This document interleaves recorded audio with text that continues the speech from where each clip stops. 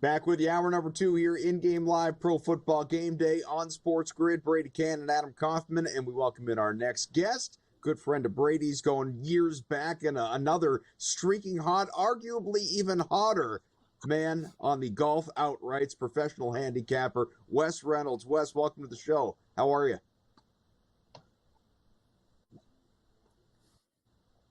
Maybe he can't hear you. I don't know. Yeah, I was going to say, I hope we have Wes. We can see Wes. So there we go. There he is. There he is. Perfect. A lot better that Harris English went ahead and kept it on the tracks.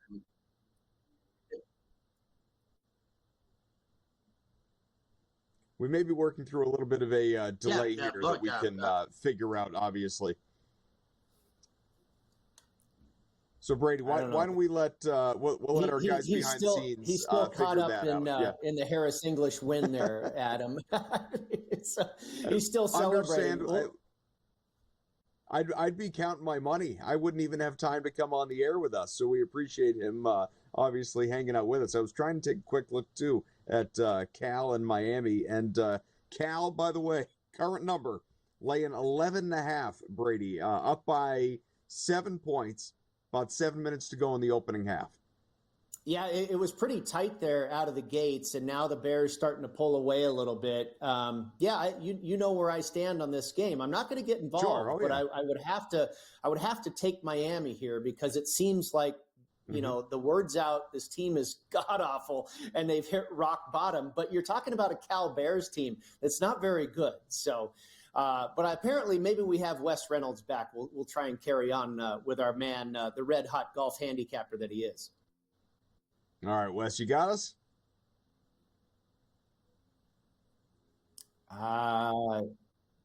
Okay, yeah, I think it's just a delay, Adam. Yeah, seems like it. Well, obviously, it's gone well for the golf streets here, Wes. Let's get into some football. What are the expectations, just sort of broad strokes? We'll get into more specifics, but what are your expectations for these two games tomorrow?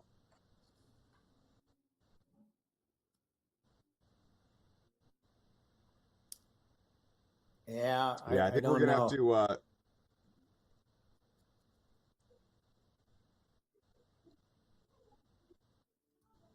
all right, we're going to have to try to figure this out behind the scenes. Not to worry.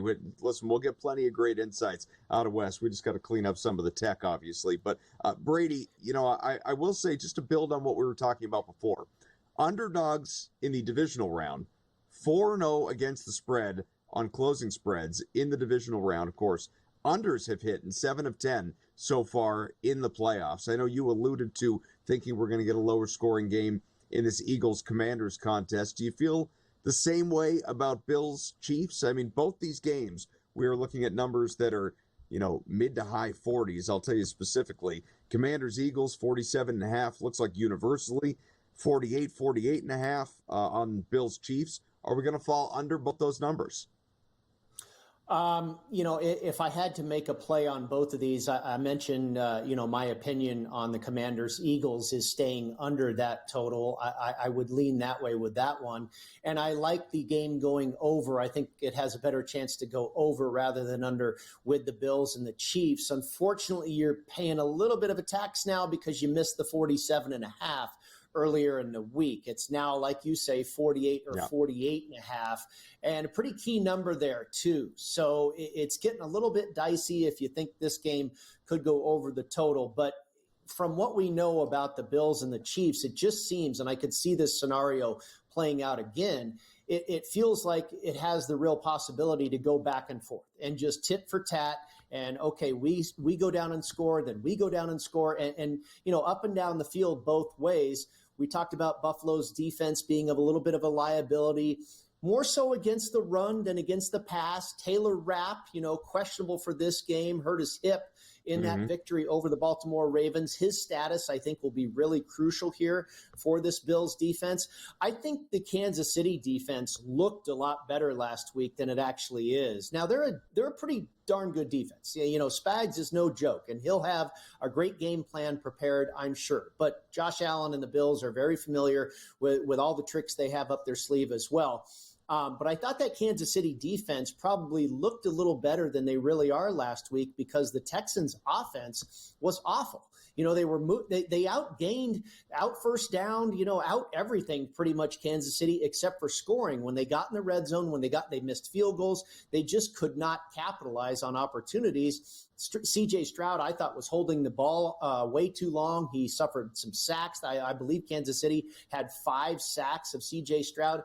But I believe all of that is something you can kind of just take with a grain of salt because it's a totally different offense they're facing this weekend. So, and I think Andy Reid will have more tricks up his sleeve as well because, again, a very familiar opponent. He's probably got some new wrinkles that he wants to introduce this week to this Bills team, this Bills defense. So I think this one has more of a chance to be a shootout and go over the total than does the other game where I see that division game and that familiarity and kind of the tough sledding, a little bit more weather, running the football. We know Washington is one of the best rushing teams in the league. And, of course, we know what the story is with Saquon Barkley in Philadelphia. So, Sure. Adam, little statement here as well. I need to preface this by saying the totals are not my forte. But if I was going to get involved, I would go under in the NFC and over in the AFC game. I'll tell you what, in the NFC game, and I'll expand on this a little bit later on, I don't know how the hell it's going to go in terms of the score. Because I could easily see this game turning into a game that exceeds 50 points. Like that would surprise me in no way. This game over in the AFC, I think, is really interesting for a couple of different reasons. So the Bills, I'll bring up a trend in sort of bringing this all together as well. The Bills are an NFL best 15-4 to the over on their team total this year. That includes 2-0 this postseason. Buffalo has scored 30-plus points. Of course, it happened against the Chiefs in November in that lone regular season meeting, have scored 24-plus points in 6 of the last 7 meetings between the teams. Hell, Buffalo has 24-plus points in 8 of the last 9 playoff games it has appeared in. Wouldn't you know, the team total for Buffalo in this game tomorrow is 23.5. And so it makes a lot of sense. When you look at what these teams did in the regular season, Buffalo scored 30 points damn near weekly. We saw it 13 times during the year. Kansas City did not exceed the number 30, did not hit 31 points even one time the entire year. I'm not sure how many people are really aware of that. So if this game were to turn into a shootout, I don't think Mahomes and the Chiefs can win it. I think there are more weapons, and it starts with Josh Allen on the other side in terms of if this is going, I think that's what Buffalo wants. This is going to be a defensive battle. I would lean Kansas City. If we're going to see points in this one, real points, give me Buffalo. I don't think Kansas City right now, the way it is built, is equipped to win a shootout. Yeah, I would agree with you, Adam, pretty much wholeheartedly. And you mentioned that team total for Buffalo at 23.5. I would be playing over that. I think they will get to 24 points or better. If they don't, they're going to lose. I think they could still lose and still exceed the 23.5. But I personally like Buffalo to win the game outright. I think Buffalo will finally slay this dragon and win this game outright. I think they're the better team. Kansas City was not a great team last year, but they found another gear in the postseason and they won the Super Bowl. I think they're worse this year. And if they had played a good team, the Texans are pretty good, but now they're playing a really good team. And if they play the same way they did last week, they're in real trouble here. Yeah, and even calling the Texans pretty good, you have more respect for them than I do. I do they've not. made the playoffs 2 years in a row. They won the division in a crappy division. I hear you, but their defense is pretty darn good too. I mean, their defense is absolutely better than average. They're a decent team. They're not the Buffalo Bills. Decent. No, decent's fine. Buffalo's elite, at least when it comes to the context of the AFC, and a team that I think is going to win a Super Bowl this year. We'll come back, check in again with Wes Reynolds.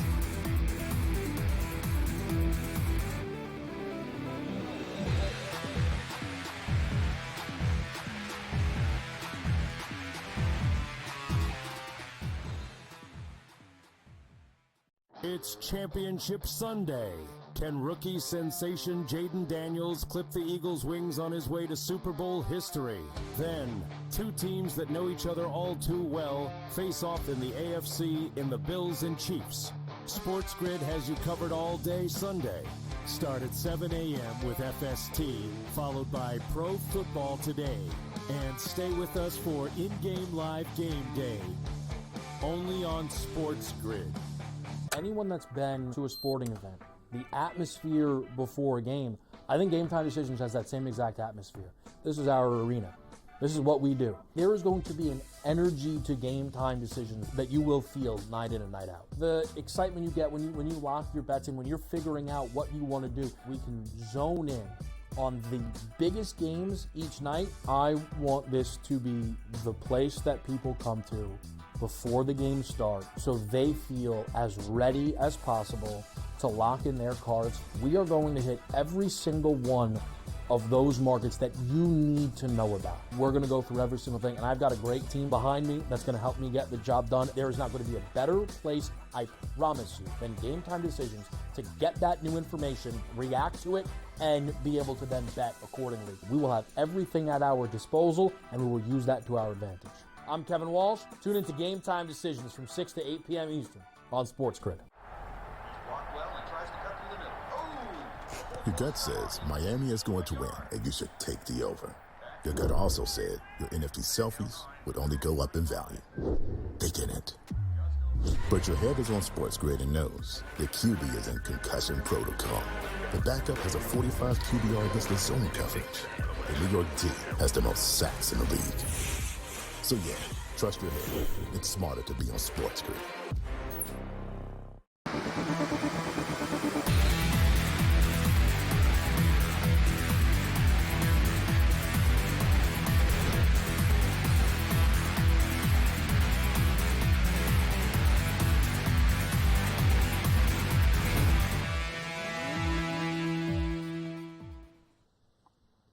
All right, we are back. Brady, Adam, and we should have Wes Reynolds here with us, professional handicapper, getting ready to dive into some of these NFL games with Wes. We've been sprinkling in our perspectives throughout. I think if you're just tuning in, to those who have been with us throughout, we've made our opinions abundantly clear.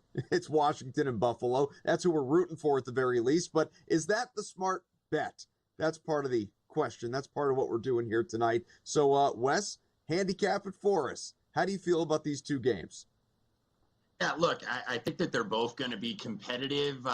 In terms of the NFC Championship, look, this time of year, you're not getting any real, line value, right? Like these numbers are what they are, and they're tight, and the market, the guys behind the counters all across the country, and especially here in Vegas, they're not going to be wrong on these. So the numbers are what they are. So you're kind of going a little bit with your gut, and you're running your numbers, and you're doing your normal handicapping process that you would do every single week. So I look at the number with is right, but I think that they're the better, and I just wonder about Washington in their fourth straight road game here. I don't know if they can hold up. Jaden Daniels, by the way, sixth rookie quarterback to ever start a conference championship game, and they're 0-5 so far. So I think this is the end of the road for the Commanders. Market loves these guys. The matchup in Philadelphia was all Philadelphia, even though it was only a one. They were actually down going into the fourth quarter. That was all Philly. Philly probably should have won the matchup in D.C. too if Jalen Hurts doesn't get hurt. So I like the Eagles here, and that's the way I would be playing it. I don't think you could necessarily go wrong if you want to go ahead and tease like Buffalo, tease Buffalo up, and maybe tease Philadelphia down. Yeah, I did that, Wes. I teased Buffalo. I love getting them to the other side of 7. In this case, the other side of 8. Got them all the way to plus 8.5. And yeah, I think you could kind of go either way with the other game. I agree with you. I think Philadelphia will win, but I also feel strongly that Washington is not going to lose by double digits. So getting this all the way to 12.5, 13, whatever, I see Philadelphia. Like you alluded to at the beginning of your piece. These numbers are tight this time of year. I think Philadelphia winning by 4, 5, 6 points is probably spot on. And if you're going to tell me I can get all the way to, 11, 12, 13, I think I'm safe there. Yeah, this is why I think around this time of year you get more people in the prop market, because there's just not the advantages on sides and totals unless you have a really strong conviction. Then you have to go a lot with the player prop market. A couple angles I would look at here. I like Dallas Goedert a lot, and I know he's popular this week, but Washington really struggles against the tight ends. I think they're 26 in DVOA against the tight ends, and Goddard had 61 yards in the one meeting that he played against these guys. So you look at Goddard over yards, it's about 38.5, 39.5 or so in the market. 3.5 catches is heavily juiced, so you're going to have to pay about $1.45 or $1.50. But on the Philadelphia side, I think that's the best prop angle. And then on the Washington side, this might be a sell high on De'Ami Brown, who I was on the over last week. He had 98 yards against Detroit. He had 89 the game before against Tampa Bay. But now you're going against better corners here. Now you're going against Quinyon Mitchell, the rookie out of Toledo, and Darius Slay. And I think he's going to have a tough time getting yards down there. It's kind of like Philadelphia. They may let the number one get his, which in this case is Terry McLaurin. But I think that De'Ami Brown, this is the time to sell high. And I think that's what a lot of bettors do. They kind of bet what they saw last. And De'Ami Brown has obviously been killing it. I think this is the time to go the other way on the under. We had Cam Stewart on with us earlier, and he was giving out some of the props that he really likes, and one of them I was on even before he opened his mouth. That was Austin Eckler receiving yards specifically. And I know a lot of people would like to look to the rushing receiving combo just because he has been getting opportunity in that backfield. It's not just Brian Robinson. Obviously, if nothing else, you could maybe Wes find some value on Robinson at this point in time, whether it's rush attempts or a low yardage total that's, in the low 30s. But when it comes to Eckler and what he is able to do as a pass catcher out of that backfield, a prop that it's climbed for 20.5 to the mid to low 20s right now, but he had 26 against Tampa, 41 against Detroit. When these teams matched up in the regular season, 8 for 9 for 89 yards in that game, that Thursday night football game back in November when they saw each other. Well, he didn't play in the other game, but we know what he is capable of, obviously, and I just think that at this point in the year, Daniels is going to lean on him. He's going to be something of a safety blanket, kind of the way that Zach Ertz is, albeit in a totally different role.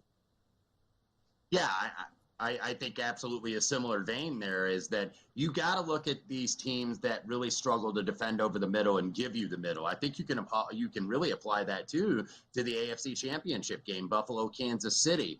Everybody's going to go with Kelsey. And look, I'm never going to go under on Travis Kelsey in the playoffs. You just get burned too many times if you're doing that. But, Mahomes is going to have some safety valves here. And Buffalo has got to try to sell out, I think, a little bit to stop the run. So, like Noah Gray, I think would be a guy to look over in terms of his receiving yards and his receptions. I think 5 playoff games total. He's got 11 receptions on 14 targets and 79 yards. So, can Travis Kelsey, is he going to get 15 catches? Maybe he will. He's done it in the past, but you're going to see Noah Gray kind of benefit from Buffalo really target in coverage with Travis Kelsey, who, by the way, Buffalo held him to 2 catches on 8 yards in the. Yeah, Wes, it was earlier when we spoke with Cam Stewart. I'm with you. You and I have worked together a lot. I always like to try and find that under the radar guy. Everybody's going to gravitate towards Kelsey. You're right. Noah Gray is certainly an attractive piece there. And Cam Stewart did the same thing, took him over 12.5 receiving yards. I think you could be on to something there. What about back to the NFC game and talking about how this might unfold and some of these receivers having a tougher time here against the secondary and what have you? We're getting ready to go to break, but I just wanted quickly, do you have a feeling on this game staying under the total or hitting the over? I would lean a little bit with the over here because I do think Washington is going to have to play catch up at some point, and they're going to try to sell out to stop the run, and I think they can get beat over the middle. Here's some interesting numbers on total trends in that game. So you may want to bet. We'll come on back here on SportsGrid after this.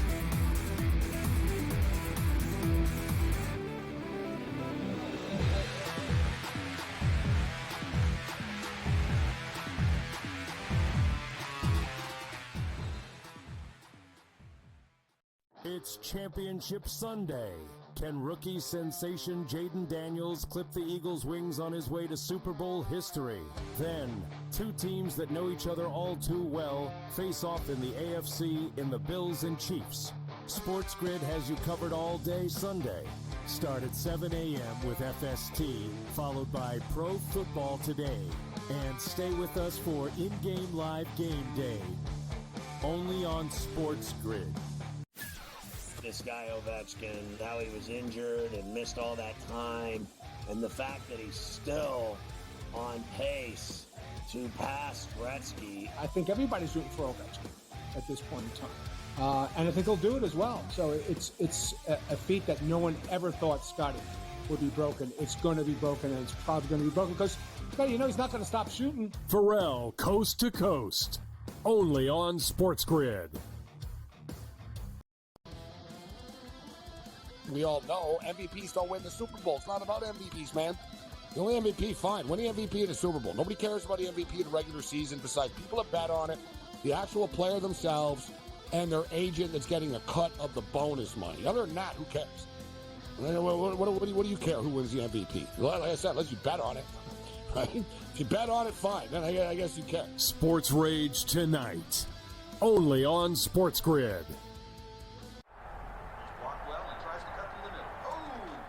Your gut says Miami is going to win, and you should take the over.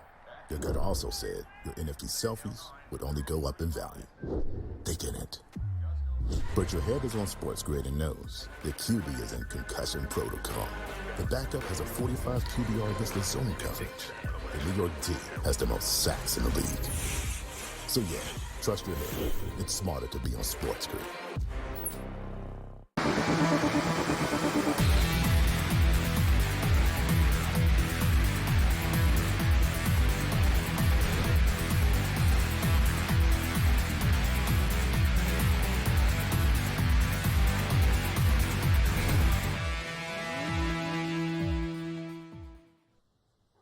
Back with you here, in-game live Pro Football Game Day. Again, we're welcoming Wes Reynolds back in with us, talking about these two football games that we have tomorrow. Just to, Brady had just teased a question there with the total in this first game, and we got these two guys, these two longtime partners on the airwaves, falling on my opposite sides. Brady kind of leans to the under, Wes leans to the over. Independent of the full game total, though, fellas, let me throw you this one. Commanders games this year are 10-2 to the fourth quarter over the last dozen contests. These teams, when they matched up in Week 11, scored 28 fourth quarter points. When they matched up in Week 16, 28 fourth quarter points. Commanders road games saw an average of 18 and change fourth quarter points. The total this week, Wes, is 13.5. Do you think we get 2 touchdowns in the fourth quarter of this contest? It's really going to depend on the game flow, I think, Adam. Look, if Washington is behind, certainly. I would think you could see that because you have one of the more mobile quarterbacks in the league now, and the rookie Jaden Daniels, and Hurts usually is too, but we know that Hurts with limited mobility, you're going to see the Eagles, I think, Kellen Moore call a little bit of a different game plan here, a lot of short passing, a lot of in and out, a lot of 3-step drops, and then Washington, they've got to sell out to stop the run, and that is where maybe they could get in trouble because I think that they've tried to do that in 2 games this year, and Saquon had, 146 and 150 respectively against them. So I don't know Washington, and then with the defensive tackle that was ruled out earlier today, that is a massive loss for the Commanders. So I think if the Commanders are behind, I could certainly see that hit in the fourth quarter total if they have the ball. But one of the things that you have to look at with Philadelphia, recall that Steelers game earlier this year when I think Philadelphia, I believe, was up 2 touchdowns at one point. I think it was 27-13, if memory serves me correctly, because I was on the under that game, 43. And Mike Tomlin punts the football, about 10 and a half minutes left to go to Philadelphia. He's going to trust his defense, right? Well, his defense never got a stop, and they gave up a 22-play, 88-yard drive when using all 3 timeouts, and Philadelphia was taking knees at the end. So there's not a better clock leader in the National Football League than the Eagles. So maybe be a little bit careful with that fourth quarter. That's a great point right there. Absolutely. They can convert a lot of third and fourth and shorts. We've heard your opinion siding with the Philadelphia Eagles here, but what about Kansas City and Buffalo? Didn't really get your preference here in this one. Of course, Kansas City, a 1.5 or 2 point favorite. Which way you going in the nightcap, Wes?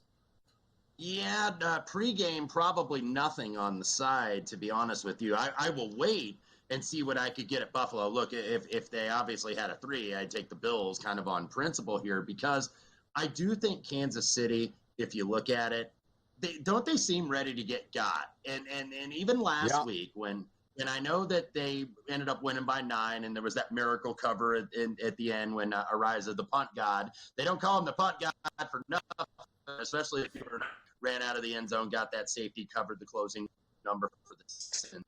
But the Chiefs got outplayed last week. Like, they really got outplayed. The Bills, for that matter, against the Ravens. But it's really been the Chiefs. They've had a lot of close shaves against teams that they should have lost to. They should have lost to Denver. Of course, that blocked field goal at the end. The Raiders should have beaten them on that Friday game over the holidays. So there have been so many times where the Chiefs just kind of pull it out of you-know-where, and they're able to get it done. That being said, do you really want to go against Patrick Mahomes at home in the playoffs? And I know that that's been the common refrain all week. Anywhere you've watched or listened to any type of programming, that's what it's been. But the guy's 16-3 in the playoffs. So, look, it's tough not to crack there. So that's why I'm not getting involved pregame. This would be certainly, I think, an in-game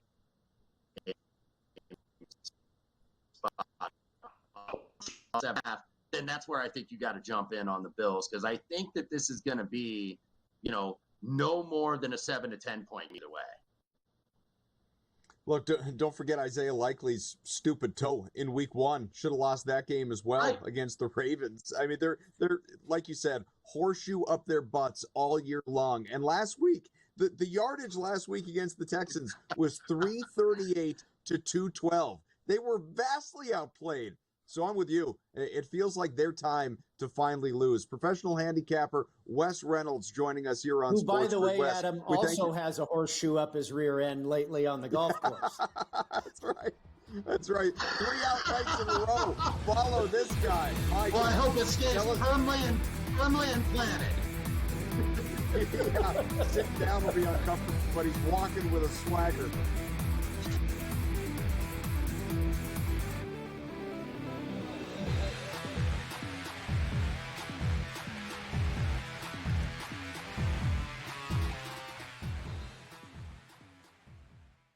It's Championship Sunday. Can rookie sensation Jaden Daniels clip the Eagles' wings on his way to Super Bowl history?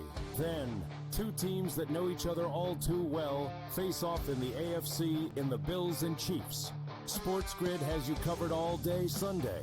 Start at 7 a.m. with FST, followed by Pro Football Today. And stay with us for in-game live game day. Only on SportsGrid. This guy Ovechkin, how he was injured and missed all that time, and the fact that he's still on pace to pass Gretzky. I think everybody's rooting for Ovechkin at this point in time, and I think he'll do it as well. So it's a feat that no one ever thought Scotty would be broken. It's going to be broken, and it's probably going to be broken because he's not going to stop shooting. Pharrell, coast to coast, only on SportsGrid. We all know MVPs don't win the Super Bowl. It's not about MVPs, man. The only MVP, fine. Win the MVP in the Super Bowl. Nobody cares about the MVP in the regular season besides people that bet on it, the actual player themselves, and their agent that's getting a cut of the bonus money. Other than that, who cares? What do you care who wins the MVP? Like I said, unless you bet on it. Right? If you bet on it, fine. Then I guess you can. Sports Rage tonight. Only on SportsGrid. Your gut says Miami is going to win, and you should take the over. Your gut also said your NFT selfies would only go up in value. They didn't. But your head is on SportsGrid and knows the QB is in concussion protocol. The backup has a 45 QBR against the zone coverage. The New York D has the most sacks in the league. So yeah, trust your head. It's smarter to be on SportsGrid.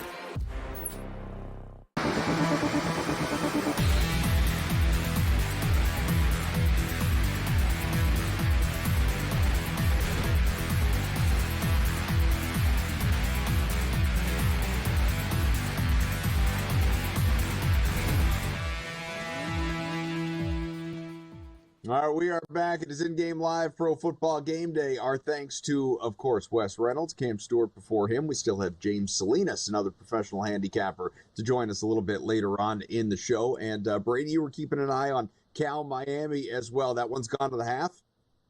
Yeah, they have reached the break there at the Haas Pavilion in Berkeley, California. And right now the Cal Bears on top by 8, 47-39. And this was one of the parts of the handicap too. We talked about, maybe it's time to go ahead and back Miami because everybody in the world, it seems, has figured out that this team is, not a dead man walking, if you will, and they're on the Cal Bears tonight. But one of the things about that's risky business, I believe, if you're going to lay it with Cal, is they can't stop anybody. And as evidence, they've given up almost 40 points to Miami in the first half. Of all teams, Miami, right? I believe, there was a point where Stanford had them to like 38 points last week in the second half, well into the second half. So it is showing up here a little bit that Cal, struggles on defense. And if Miami is going to stay inside this number, that's probably what's going to keep them around. But Adam, I know you're a Cal backer, laying only 5.5. What a terrific number. And being well over that halfway through the game, you've got to feel pretty good.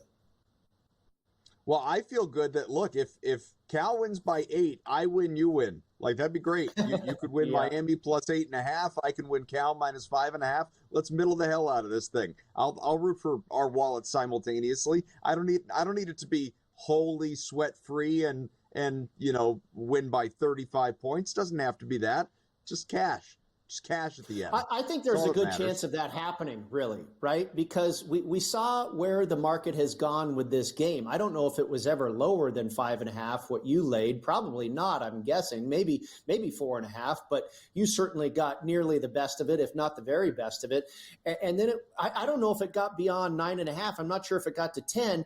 But that was the apex, okay? That was the threshold, and then bettors started to go the other way, and it ends up closing 8.5. So I wouldn't be surprised at all if this thing lands somewhere between 5 and 10.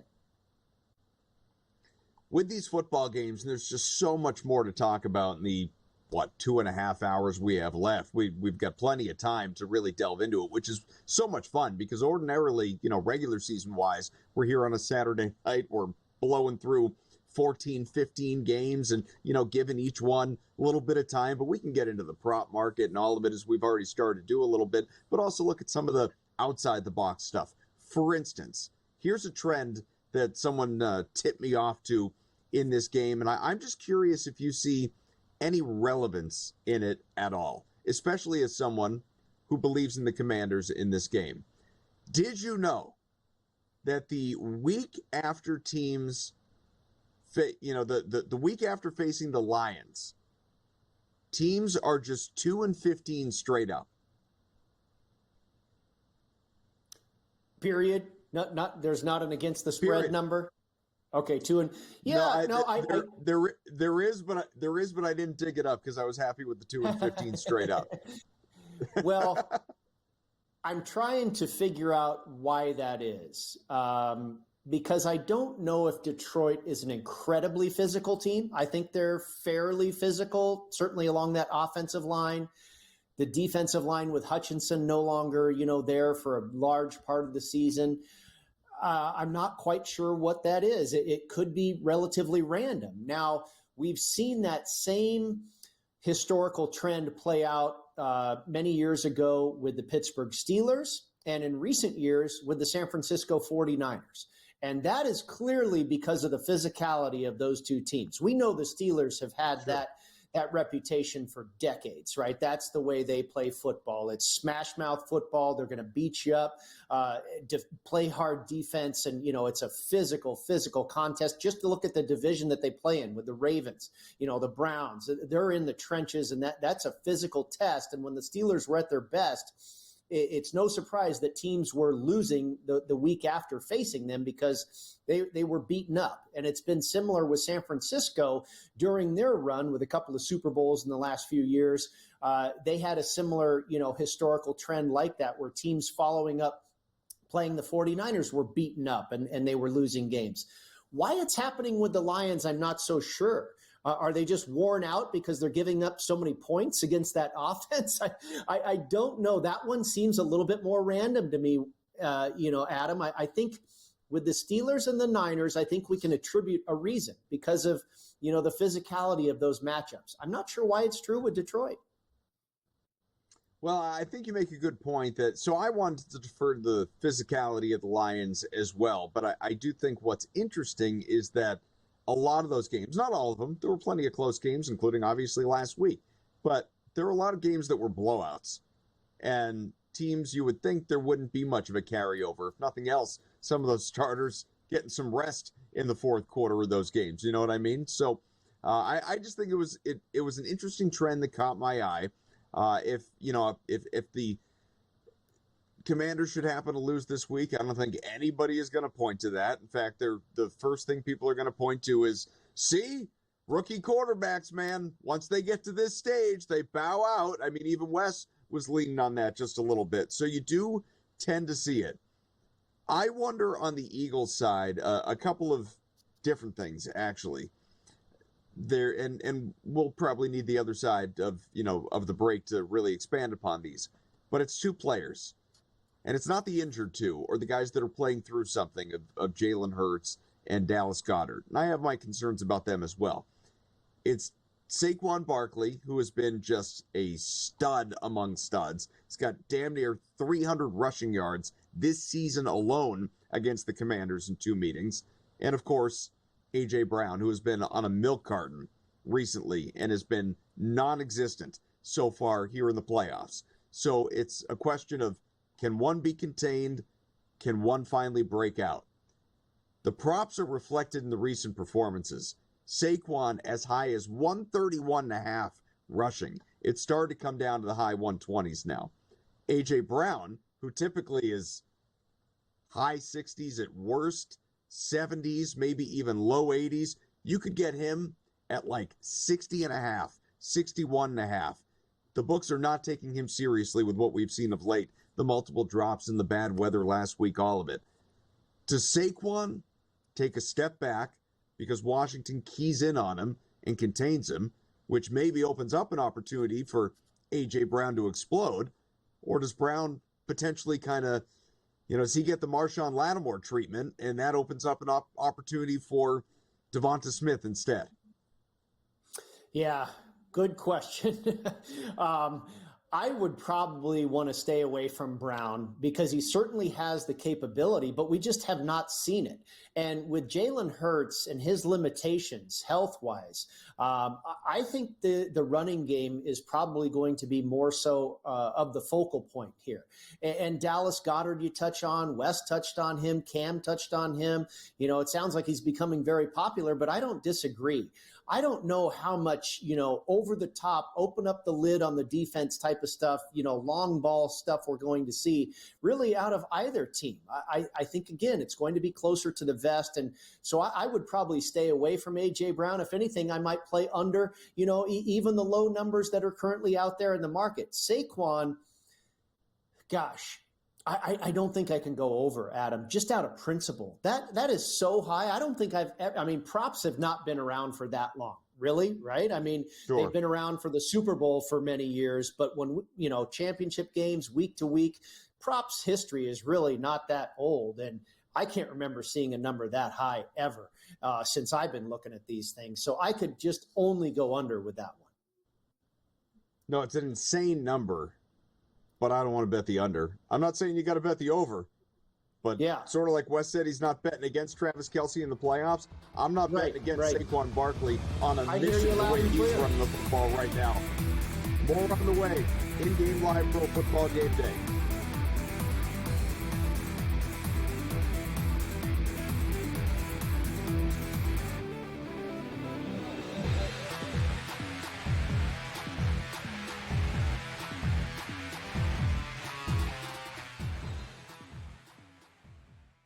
It's Championship Sunday. Can rookie sensation Jaden Daniels clip the Eagles' wings on his way to Super Bowl history? Then, two teams that know each other all too well face off in the AFC in the Bills and Chiefs. SportsGrid has you covered all day Sunday. Start at 7 a.m. with FST, followed by Pro Football Today. And stay with us for in-game live game day. Only on SportsGrid. This guy Ovechkin, how he was injured and missed all that time, and the fact that he's still on pace to pass Gretzky. I think everybody's rooting for Ovechkin at this point in time. And I think he'll do it as well. So it's a feat that no one ever thought Scotty would be broken. It's going to be broken, and it's probably going to be broken because, you know, he's not going to stop shooting. Pharrell, Coast to Coast, only on SportsGrid. We all know MVPs don't win the Super Bowl. It's not about MVPs, man. The only MVP, fine. Win the MVP in the Super Bowl. Nobody cares about the MVP in the regular season besides people that bet on it, the actual player themselves, and their agent that's getting a cut of the bonus money. Other than that, who cares? What do you care who wins the MVP? Like I said, unless you bet on it. Right? If you bet on it, fine. Then I guess you care. Sports Rage tonight, only on SportsGrid. Your gut says Miami is going to win, and you should take the over. Your gut also said your NFT selfies would only go up in value. They didn't. But your head is on SportsGrid and knows the QB is in concussion protocol. The backup has a 45 QBR against zone coverage. The New York D has the most sacks in the league. So yeah, trust your head. It's smarter to be on SportsGrid.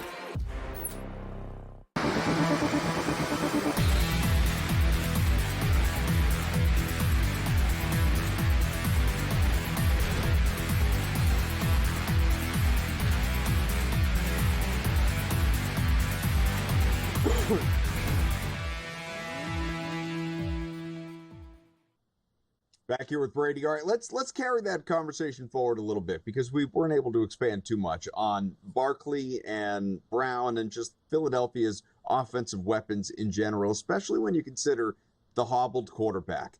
You know, what's Hurts' game going to look like? Is he going to be taking off to the degree that he normally would like to? Is he going to be a little bit more restrictive, and therefore it's, you know, Jaden Daniels we should be looking at when it comes to rushing props, that type of thing. But again, is it for Philadelphia trying to turn Hurts into a passer, in which case you have to consider a little bit more from Brown, from Smith, from Goddard, from all of these guys?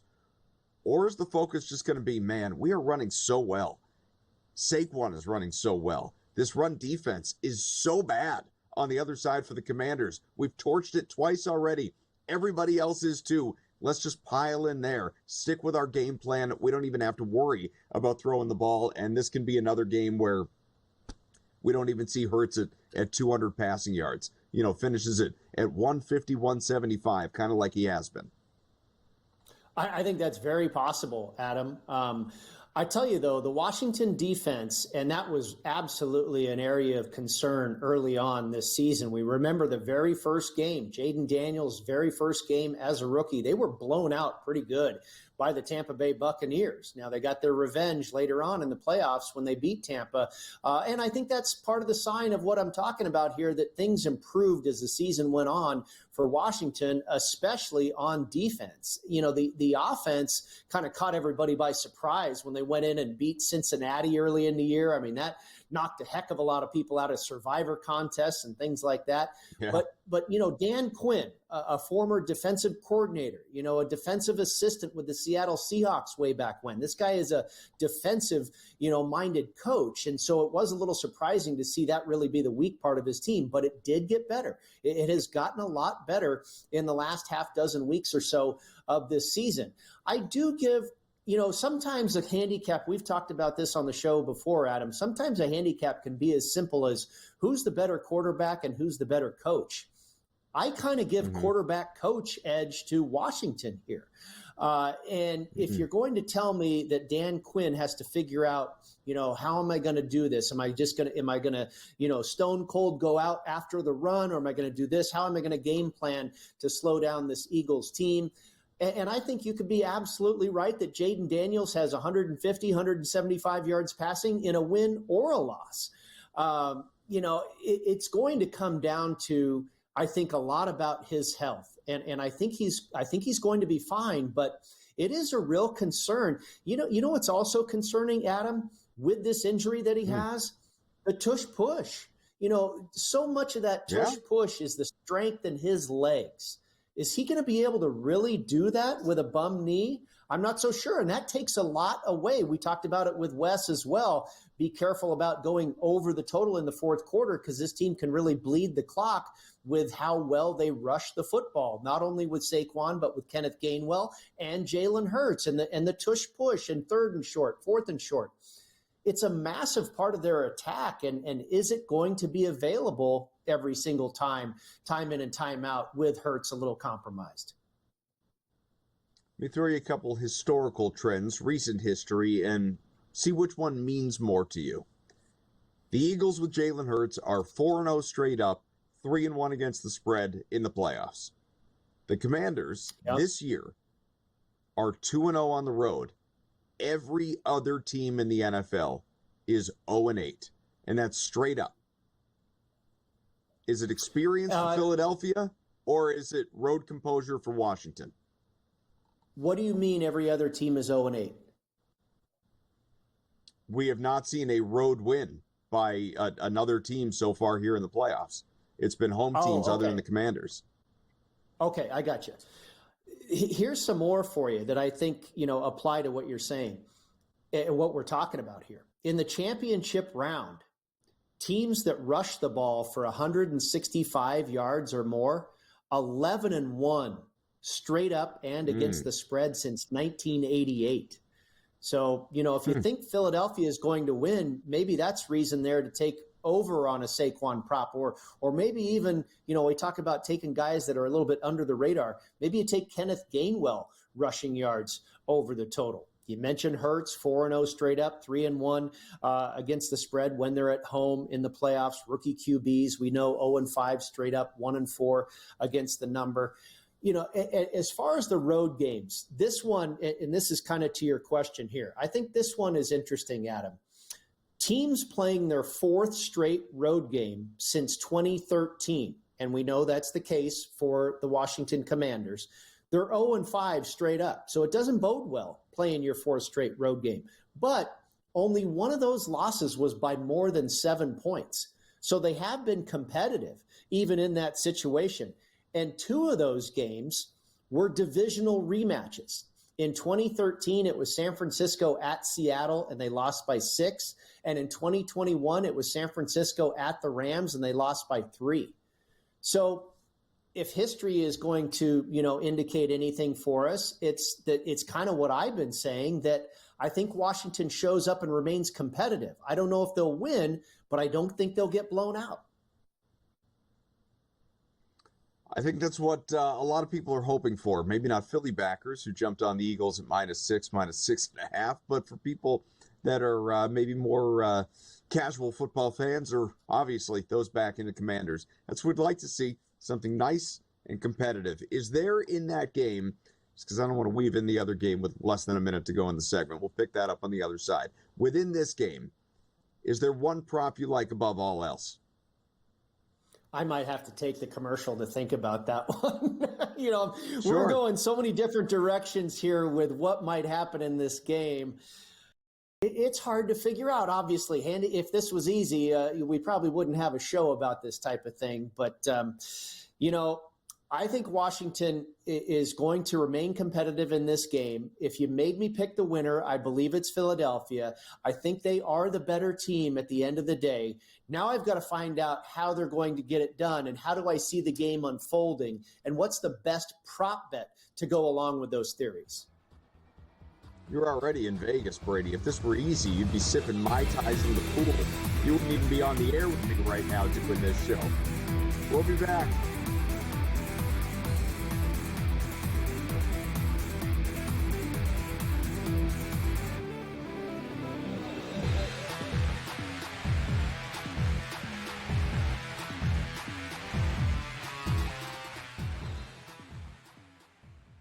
Saturday, January 25th is a huge day at Gulfstream Park. It is Pegasus Cup Day. We're going to have a preview show. First Bet presents the DRF handicapping show for Pegasus World Cup. Alexa, tell us more. Yep, Friday, January 24th. Make sure to tune in on SportsGrid TV from 2 to 3 p.m. to see the show. If you miss it then, don't worry. It airs again on Saturday at 11 a.m. We're going to talk about all the major contenders in the Pegasus Cup. Special guests Bailey Armour, Samantha Perry, and Randy Moss will join us. Don't miss it. He did nothing for 5 weeks, so he's becoming his brother. So I don't want to hear about how great TJ Watt is with his 0 playoff wins. And he's the first guy to admit it. He comes right out and says, I've never won a playoff game. I don't matter. All right, at least we all know who the best player on the team is. It's George Pickens. If you don't believe that, well, then screw you, too. Pharrell, Coast to Coast. Only on SportsGrid. We'll see if they get McCain back. Kelly Oubre, Yabusele's been good. Caleb Martin's a defensive specialist. Andre Drummond can still give you, almost a double-double at any point. I can't go south on this team. And now you're giving it to me at 2-1 to make the playoffs? To be in the Final 8? Folks, give me the Philadelphia 76ers to make the playoffs at plus 210. Betting above the rim. Only on SportsGrid. We all know MVPs don't win the Super Bowl. It's not about MVPs, man. The only MVP, fine. Win the MVP of the Super Bowl. Nobody cares about the MVP of the regular season besides people that bet on it, the actual player themselves, and their agent that's getting a cut of the bonus money. Other than that, who cares? What do you care who wins the MVP? Like I said, unless you bet on it. Right? If you bet on it, fine. Then I guess you can. Sports Rage tonight. Only on SportsGrid.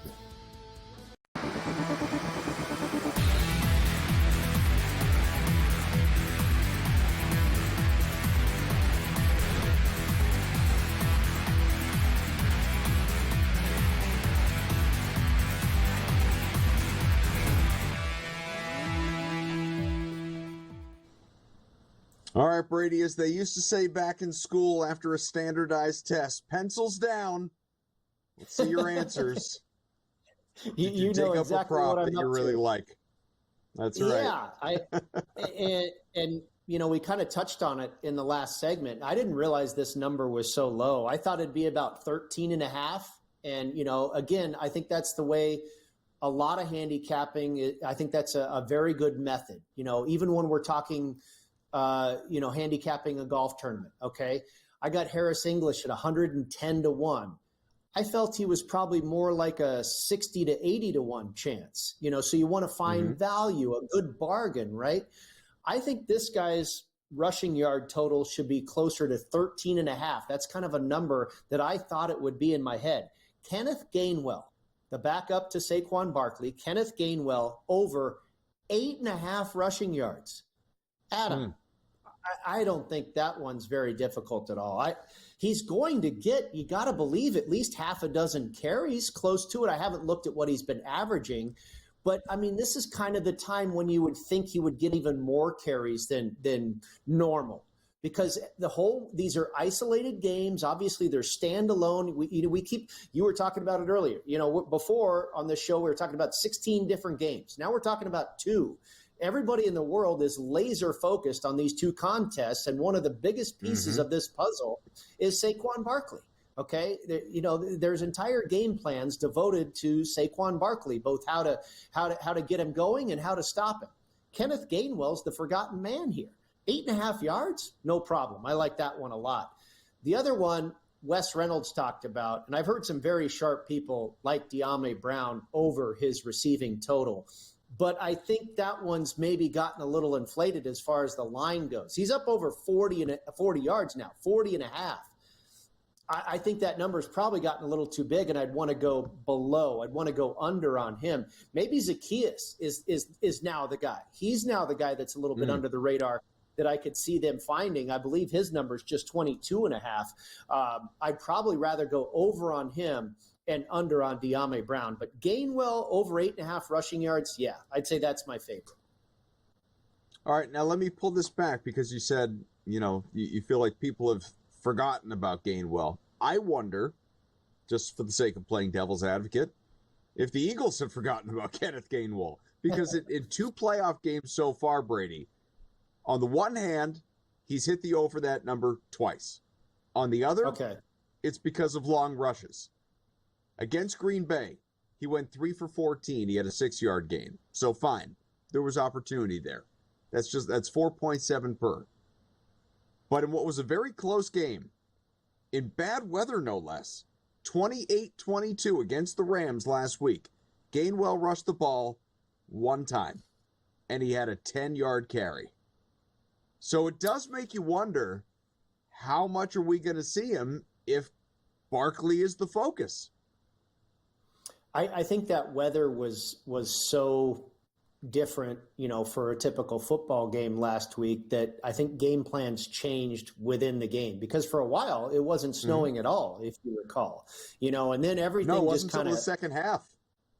Right. And everything kind of came to a halt, where it looked like guys were walking on eggshells. It was hard to find footing.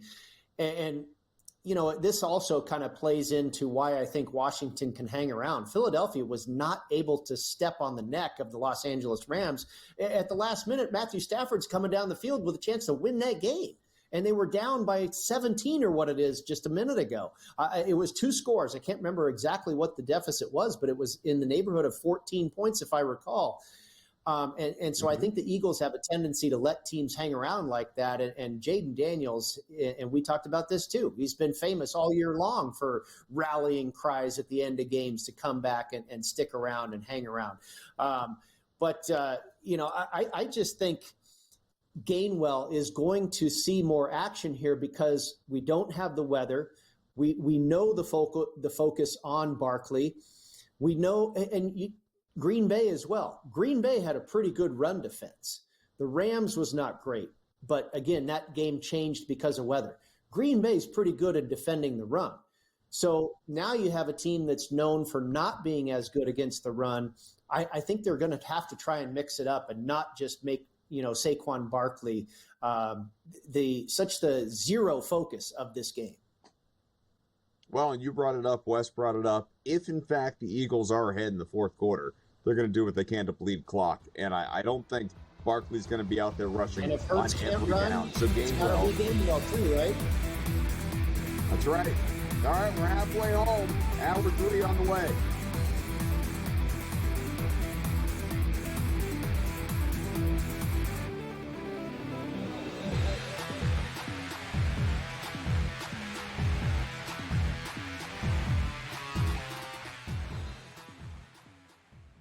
Saturday, January 25th is a huge day at Gulfstream Park. It is Pegasus Cup Day. We're going to have a preview show. First Bet presents the DRF handicapping show for Pegasus World Cup. Alexa, tell us more. Yep, Friday, January 24th. Make sure to tune in on SportsGrid TV from 2 to 3 p.m. to see the show. If you miss it then, don't worry. It airs again on Saturday at 11 a.m. We're going to talk about all the major contenders in the Pegasus Cup. Special guests Bailey Armour, Samantha Perry, and Randy Moss will join us. Don't miss it. He did nothing for 5 weeks. So he's becoming his brother. So I don't want to hear about how great TJ Watt is with his 0 playoff wins. And he's the first guy to admit it. He comes right out and says, I've never won a playoff game. I don't matter. All right, at least we all know who the best player on the team is. It's George Pickens. If you don't believe that, well then screw you too. Pharrell, Coast to Coast. Only on SportsGrid. We'll see if they get McCain back. Kelly Oubre, Yabusele's been good.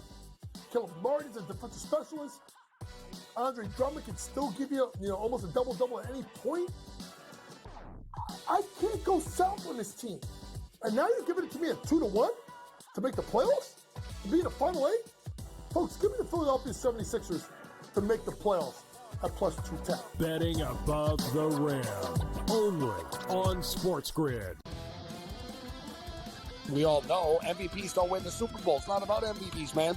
The only MVP, fine. Win the MVP in the Super Bowl. Nobody cares about the MVP in the regular season besides people that bet on it, the actual player themselves, and their agent that's getting a cut of the bonus money. Other than that, who cares? What do you care who wins the MVP? Like I said, unless you bet on it. Right? If you bet on it, fine. Then I guess you care. Sports Rage tonight. Only on SportsGrid.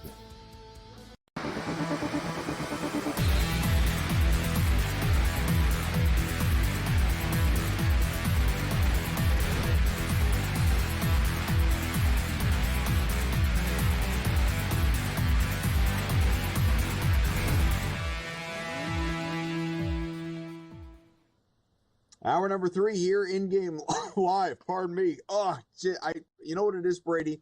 I'm choked up by, just as we're coming on, Miami's winning. Miami's in the lead. What? I tried to swallow my water, got caught halfway in the middle. Man, how about that? The Hurricanes, they ain't dead yet. Miami has taken a 2-point lead on Cal with 10, 11 minutes to go? Yeah, I believe that's correct. And now it's tied up. 9.5 minutes to go. There in Berkeley, California, the Hurricanes making the trip all the way out west. This was a football game. You remember that Cal ended up losing, I think, by a point. They covered the number, but I thought they were really going to win that one outright. This is tough with the new alignment of the ACC, Florida State, Miami, these teams coming all the way across the country to Berkeley. But now Cal up by a point, 60-59 with 9.5 minutes left to go. The live line at 3.5. So there's maybe an opportunity to take the Cal Bears there. 26 apiece between Tennessee and Auburn. They are just underway in the second half. About 16 minutes left to go there. And Oklahoma and Arkansas tied at 41 apiece with about 13 minutes left to go there. Alabama, LSU really hanging tight with Bama. Bama was a big favorite in this one. Where was it? 17.5. I think it opened up in the neighborhood of 14.5 all the way to 17.5. And LSU, kind of lives and dies by the 3-point ball. Maybe they're hitting some 3-pointers tonight. Just a 5-point deficit, 63-58 in favor of Alabama. They are 10.5-point favorites in the live market. So this is in-game live pro football game day here on SportsGrid. If you are watching across the SportsGrid television network, be it on your smart TV or any other of the bevy of ways you can find us, or listening on SportsGrid Radio, Sirius XM, channel 159, we thank you very much for being here with us. We'll try and make some money tonight, tomorrow, every day of the week, really is the plan. James Salinas will join us, professional handicapper, coming up in a little less than a half hour. We'll get his perspective on these football games, among other things. We're talking, of course, about Conference Championship Sunday in the NFL, AFC, NFC. We've really done a good job, I think, of sort of splitting our time between both and kind of pinballing back and forth, starting to explore the prop market, all of that. But, Brady, on FanDuel, there are weekly specials. I don't know if you ever take an opportunity to check these out, but there's certainly value in some of them. And this one that I'm going to give you here, I'm not saying it's going to hit. This is a pizza money bet. It's a hot dog money bet. Whatever it may be, this is a little sprinkle. It could hit. I like the potential of it hitting with the teams involved. That is this. And I got it earlier at plus, what was it? 10,000. Now it is plus 9,500. So it is each team 100 to 1. You got plus 10,000, 100 to 1. I got it at 100 to 1. Yep. Wow. You're confusing my brain, but yes, 100 to 1. So this is a big boy bet.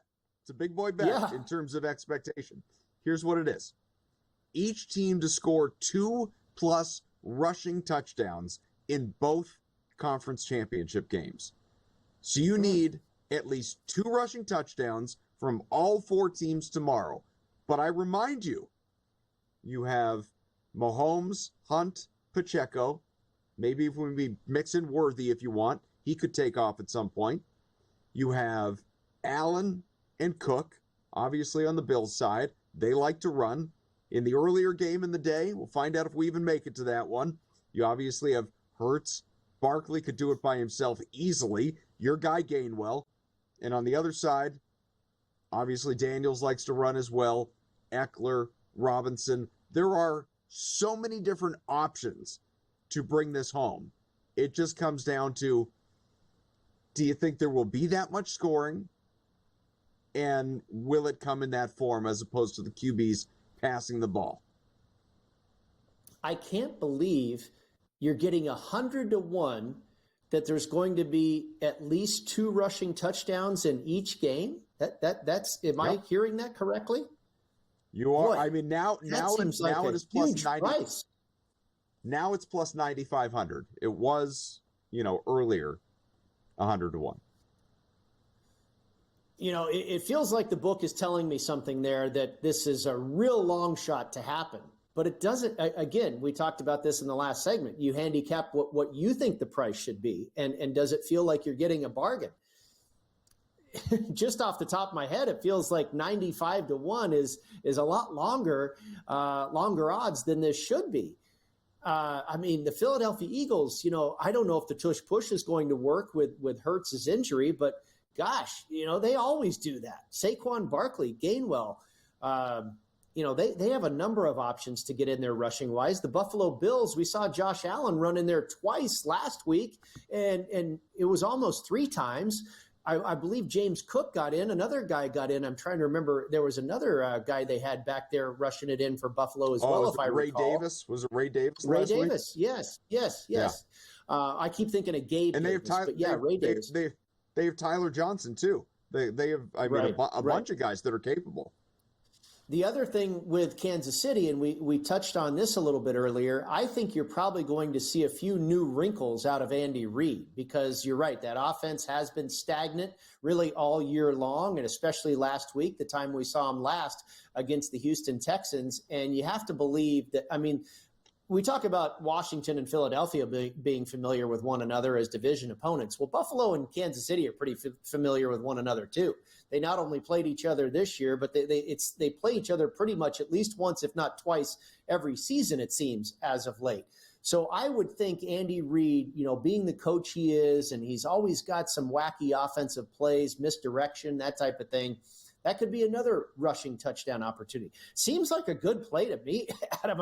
Again, I wouldn't want to go crazy and put a ton of money on it, because 100-1 shots are 100-1 for a reason. Yeah. But boy, it just seems like the odds should be shorter. It seems like there's a better chance of that happening than those odds indicate. Right. And I don't know what the quote unquote fair number would be, like you were talking about, handicapping a golfer, if you can get him at 110-1, but to you he's more like 70-1 or something like this. This to me feels more like a 50 or 60-1 than 100-1. You know what I mean? Yeah, I totally do. It just doesn't seem like you're asking all that much. Are they expecting that this is just going to be an only passing affair? I don't know, man. These teams all run the ball pretty darn well, especially Washington and Philadelphia. Here's the question. If one team, and look, in all likelihood, multiple teams don't achieve this, but if one team lets you down, who is it? I have my answer, but I'm curious what you think. If one team lets you down, I think it's probably, I'd say that's Chiefs. It's the Chiefs. Because with Buffalo, I think their running game is underrated, and you also have Josh Allen, the Josh Allen factor, in the red zone. We know Philadelphia's running game. We know Washington's running game. I think if there's one team that's not going to run one in, it's going to be the Chiefs. I agree with you. I think that Mahomes, as much as he likes to take off and may be apt to do so in the red zone, generally he's going to be looking for Kelsey. He's going to be looking for Worthy, maybe the likes of Hopkins or Brown or Gray, but it's really like Kelsey. It's eyes on Kelsey first. Like, we haven't spent any time on the anytime touchdown market, but Travis Kelsey, who scored a touchdown last week, by the way, he and Mahomes have hooked up for, where is it in my notes, 55 regular season touchdowns and 19 in the playoffs. So the next one, which may very well be tomorrow, is going to be number 20. I think Mahomes is more likely throwing than running. So I'm with you. I think the Chiefs can screw it up if anyone.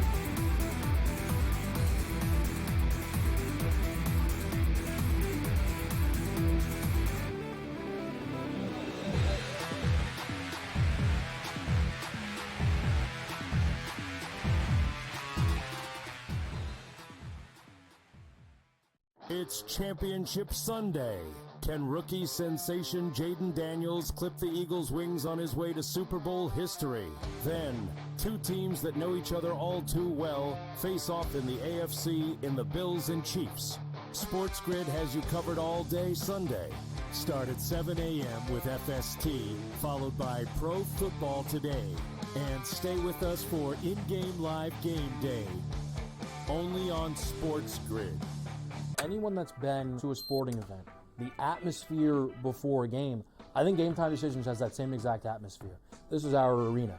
This is what we do. There is going to be an energy to Game Time Decisions that you will feel night in and night out. The excitement you get when you lock your bets in, when you're figuring out what you want to do, we can zone in on the biggest games each night. I want this to be the place that people come to before the games start so they feel as ready as possible to lock in their cards. We are going to hit every single one of those markets that you need to know about. We're going to go through every single thing, and I've got a great team behind me that's going to help me get the job done. There is not going to be a better place, I promise you, than Game Time Decisions to get that new information, react to it, and be able to then bet accordingly. We will have everything at our disposal, and we will use that to our advantage. I'm Kevin Walsh. Tune into Game Time Decisions from 6 to 8 p.m. Eastern on SportsGrid. Your gut says Miami is going to win, and you should take the over. Your gut also said your NFT selfies would only go up in value. They didn't. But your head is on SportsGrid and knows the QB is in concussion protocol. The backup has a 45 QBR against the zone coverage. The New York D has the most sacks in the league. So yeah, trust your head. It's smarter to be on SportsGrid.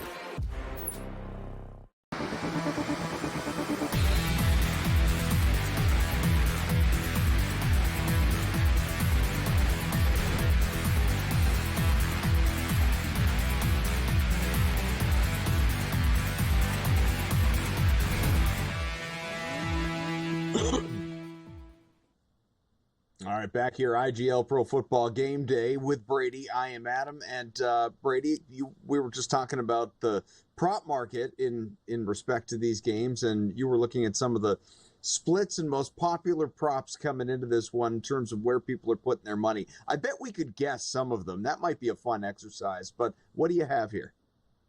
Well, and sometimes this is information where you want to fade the majority, right? If everybody's on this one prop or something, it's like, okay, that's a red flag. I'm going to go the other direction.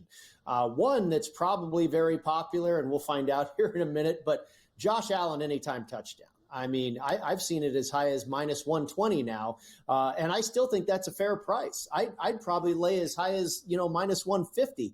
But let me tell you here, okay, the most bet player prop tickets, and this isn't in terms of tickets, not handle necessarily, but the most tickets in the Eagles Commanders prop market, Austin Eckler over 21.5 receiving yards, Dallas Goedert over 39.5 receiving yards. This is an interesting one, Adam. Saquon Barkley over 21.5 yards for his longest rush. Interesting one there. Yeah, that makes sense. Might be one I would, right, but that might be one I want to play the under on. So people they don't want to necessarily go to the window and say he's going to go over 128.5 rushing yards or whatever, but they're like, he's going to break a long one. Well, he might not. That might be a no bet for me. Here's one for you. A.J. Brown over 57.5 receiving yards. I said earlier I'd lean towards the under on that one. That probably solidifies that one for me. And then, it made the list. Top 5, Saquon Barkley over 131.5 rushing yards. Unbelievable that is a popular ticket. Players to score an anytime touchdown, Barkley, McLaren, Brown, Zach Ertz, De'Ami Brown. Okay, let me go to the Chiefs here for you. Most bet Chiefs-Bills player props in terms of ticket count. This is an interesting one for you. Curtis Samuel over 1.5 receptions made. I can buy that. I don't know. James Cook over 54.5 rushing yards. I'm on board with that. I liked it last week against the Ravens. I can see it happening again. Travis Kelce, Adam, there he is, over 68.5 receiving yards. Hard to argue with him. And I thought we were being sneaky here by going to the backup tight end. The fourth most popular as far as ticket count, Noah Gray, over 13.5 receiving yards. Not so sneaky, apparently. Yeah. And then Dalton Kincaid, the fifth most popular, again, in terms of ticket count, over 31.5 receiving yards. Most bet players to score an anytime touchdown, absolutely, Josh Allen tops the list, but I don't disagree with that. What was that Saquon longest rush number again? Did you say 21.5 and 21.5. And I received this email yesterday at 9:30 in the morning Pacific time. Writing for the PGA Tour, which used to be a partner of BetMGM, as a member of the media, I get the information here on a lot of this stuff. Sure. And it's great to be able to use here, in this platform as well. It's all great information, I think, and sometimes, very actionable, whether you want to go, on or against. But 121.5. So, that number certainly could have changed by now, and that was minus 150 as well. That's 21.5 yards for Saquon's longest rush, and the price is minus 150. So they're really laying the wood with that one.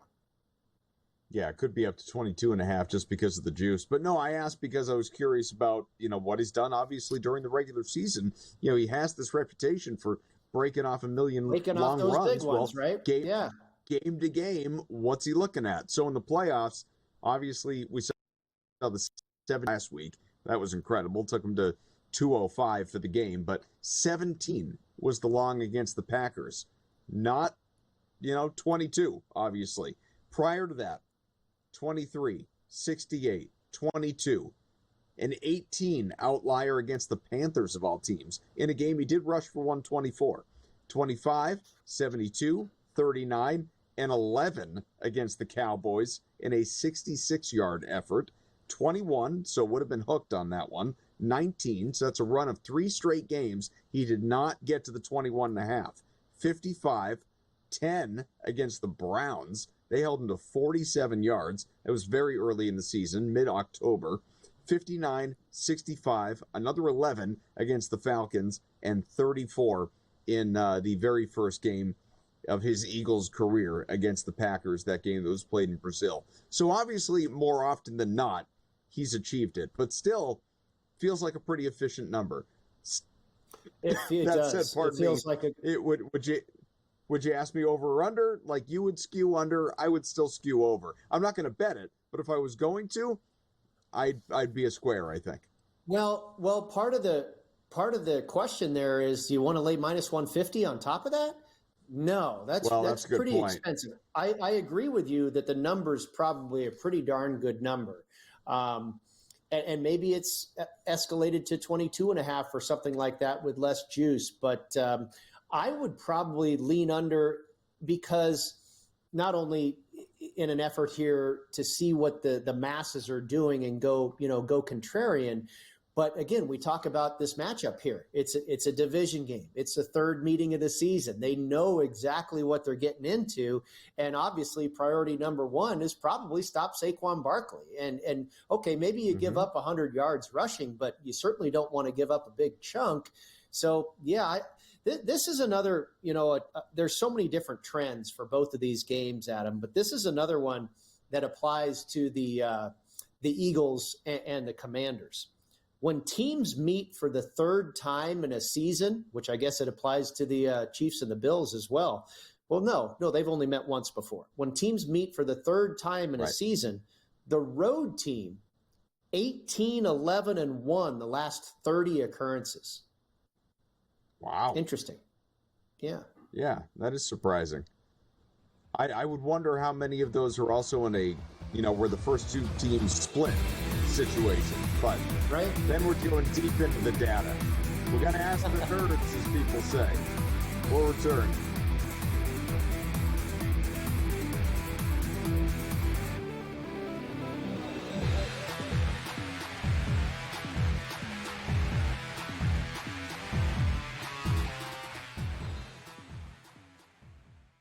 It's Championship Sunday.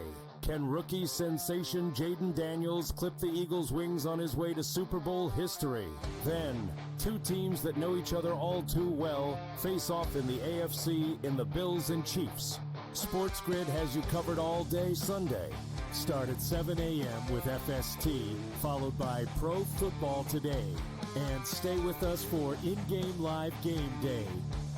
Only on SportsGrid. Anyone that's been to a sporting event, the atmosphere before a game, I think Game Time Decisions has that same exact atmosphere. This is our arena. This is what we do. There is going to be an energy to Game Time Decisions that you will feel night in and night out. The excitement you get when you lock your bets in, when you're figuring out what you want to do, we can zone in on the biggest games each night. I want this to be the place that people come to before the games start so they feel as ready as possible to lock in their cards. We are going to hit every single one of those markets that you need to know about. We're going to go through every single thing, and I've got a great team behind me that's going to help me get the job done. There is not going to be a better place, I promise you, than Game Time Decisions to get that new information, react to it, and be able to then bet accordingly. We will have everything at our disposal, and we will use that to our advantage.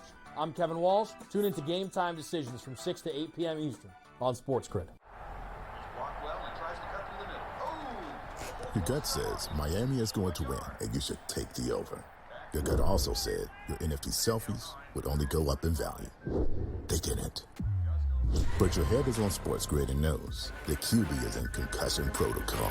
The backup has a 45 QBR against the zone coverage. The New York D has the most sacks in the league. So yeah, trust your head. It's smarter to be on SportsGrid.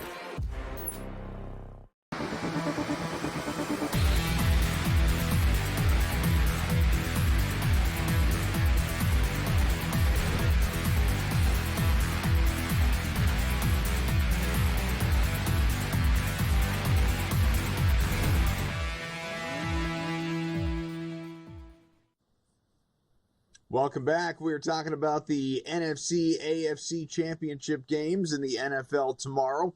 Should be exciting, should be fun. I hope the games lived up to the hype, obviously, Brady, because there's a lot of hype surrounding these, particularly this second game between the Bills and the Chiefs. Again, fourth matchup in the last 5 years in the AFC title game. I mean, it felt all season long to me, to many others, like a collision course. I just thought that ultimately it was going to be Bills-Lions in the Super Bowl. Now, if Buffalo takes care of business, it's going to be Bills-Eagles, Bills-Commanders. We'll find out. But can the Bills even get the job done against a Patrick Mahomes team that you just can never, ever count out this time of year? Interesting stat that I was reading. You know, we keep talking about this Bills offense, how prolific it's been this year, and expectation for that to continue. How about this? The Bills 6-3 straight up in the playoffs since 2020 when scoring 21-plus points. Okay? Not that surprising. Offense leads to victories. 0-3 straight up against the Chiefs. 6-0 straight up against everyone else. So this goes back to what I brought up earlier. Can the Chiefs compete with the Bills in a shootout the way they are currently built? I don't think so. It was a couple weeks ago before we headed into the divisional round that I heard a friend of mine, John Murray, who runs the Westgate Superbook, say, and I don't know if this is true for all bookmakers out here in Las Vegas, but it's certainly a very respected crew at the Superbook, and I imagine there's other bookmakers here in Las Vegas that share the same opinion.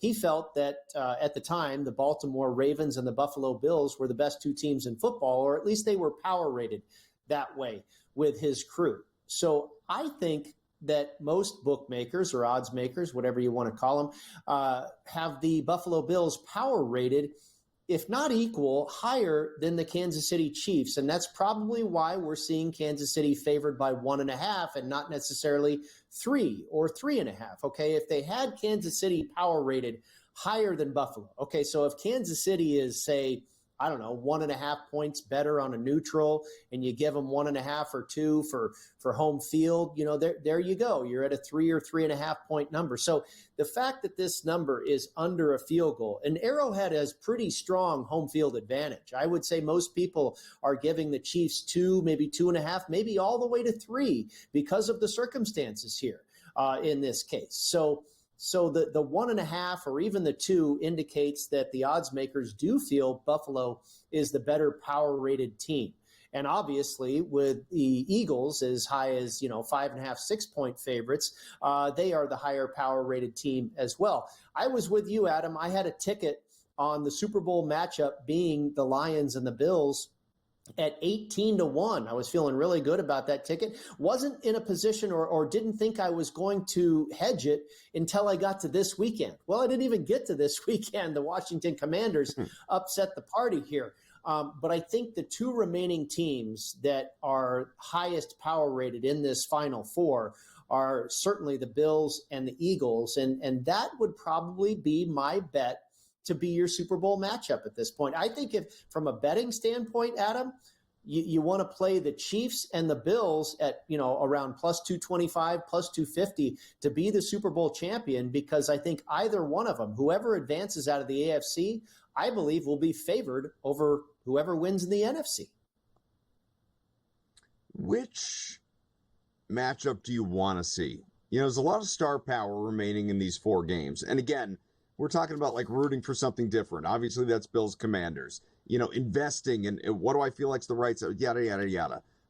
But if you're just talking about, we're in agreement on the Bills, basically you're kind of talking about Jaden Daniels versus Saquon Barkley. All due respect to Jalen Hurts.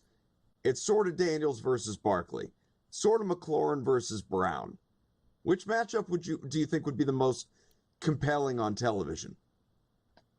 In the Super Bowl? Yeah. Well, I think just for fanfare and excitement, it would be thrilling to see Washington and Buffalo. And I tell you what, Jaden Daniels might be a different breed. We've talked about the futility of rookie quarterbacks at this stage in the game. He might be a guy to buck that trend. He might be that good, and I would absolutely love to see it. I think that's really what America's rooting for. We saw Philadelphia and Kansas City a few years ago. Fantastic Super Bowl. One of the best we've seen as of late, but I think we're ready for something new. All right, we will come on back. James Salinas is going to join us when we come back and continue this NFL conversation here on In Game Live Pro Football Game Day.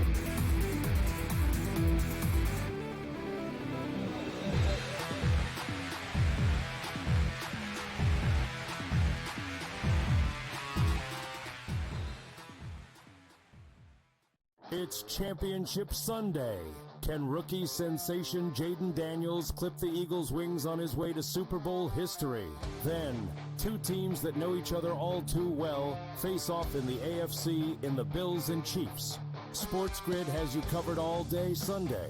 Start at 7 a.m. with FST, followed by Pro Football Today.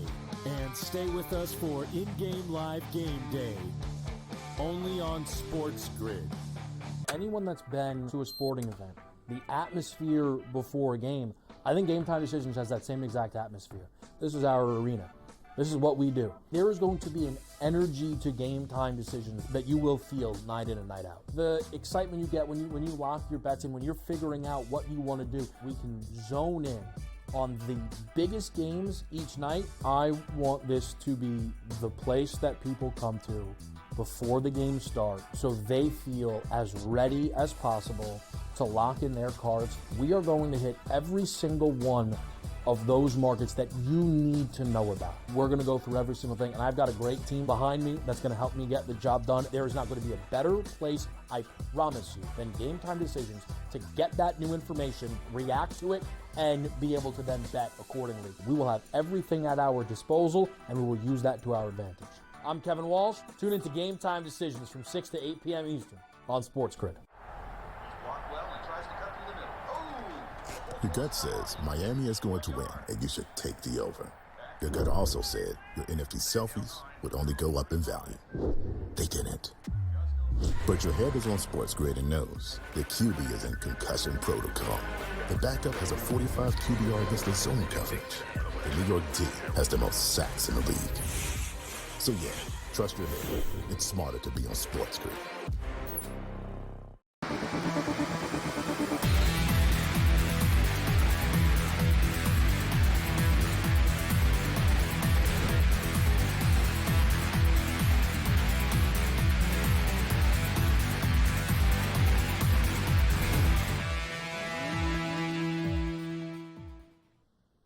All right, Brady, we've been talking about it plenty during the show. Give it to me. Where do we stand in Miami, Cal?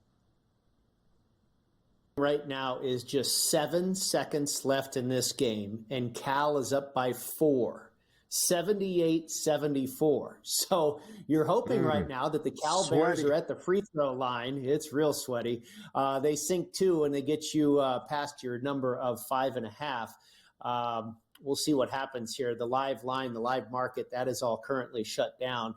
Oklahoma and Arkansas, a real good battle there, 56-55 in favor of the Razorbacks. They were 3.5-point favorites coming into that one. I kind of like the Oklahoma side. They're still catching 1.5 are the Sooners. Tennessee and Auburn all tied at 38 apiece. You can get Auburn now as a 2.5-point favorite. You know, prior to tip, they were a 6.5-point favorite. I think that's an opportunity certainly there. And then let's see, LSU and Alabama. It was tight for a minute, but Alabama now starting to pull away a little bit. They closed as 17.5-point favorites. They're currently up by 13, 77-64 with just about 2 minutes left in that one. And it looks like Miami hit a shot. They'll foul. I don't know if you're going to get past 5.5, my friend. 78-76 now with 6 seconds left in Berkeley. So what you're saying is you may have been on the right side of this thing, huh? So well, looking that way. Like I told you, we kind of missed the party on betting against Miami, right? The last night of the party was the other night down in Palo Alto when Stanford absolutely killed them. And that's when everybody kind of went, oh my gosh, we can make tons of money betting against Miami. The whole world found out, and that's when the line got out of whack. And well, here the Hurricanes are only trailing by 3 at this point. Not over yet. You might get past 5.5, Adam, but certainly not the 9.5 or the 8.5 that we saw later today or earlier today. It's one of those, those situations, this is the mind of a gambler where it's like, okay, if this game could maybe go to overtime, maybe I got a better chance of covering the spread in extra time than I do here in the final 30 seconds, which I know you said it's like 5 seconds left in this game, so I don't think we're going to get there. But so you were outlining the MGM multiple bets going into these games on the prop market. And to no surprise, Josh Allen rushing touchdown at reasonable juice is the most popular play in the anytime touchdown market, followed by Travis Kelce.